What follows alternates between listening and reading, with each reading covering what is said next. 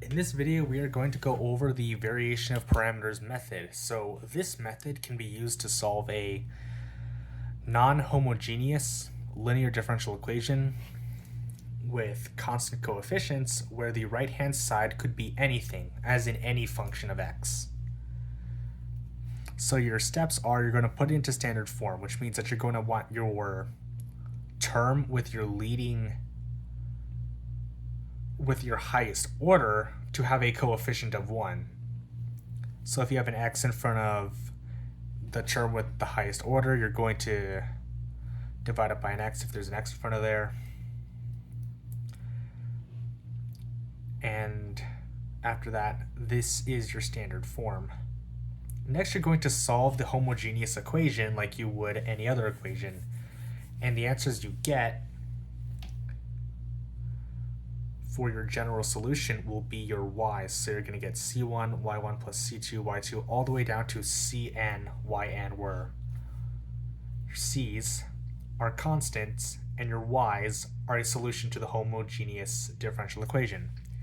Next, you're going to solve for your particular solution, y of p, which is equal to u1 times y1 plus u2 times y2,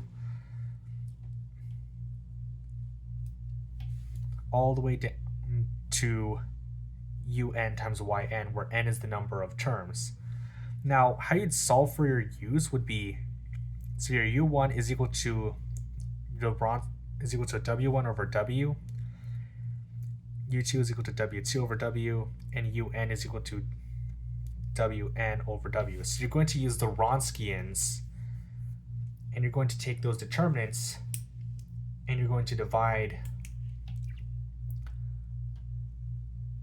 a varied version of the Wronskians of your y's, and you're gonna divide it by your original Wronskian of your y solutions. So for example, your original Wronskian would just be y1 and y2, and you take the derivatives like that. And if you had in w1, you're going to replace the first row with zeros all the way down, and at the very bottom of the first column, it's going to be your function of x, which is this function right here, which is the function on the right-hand side after you put everything into standard form.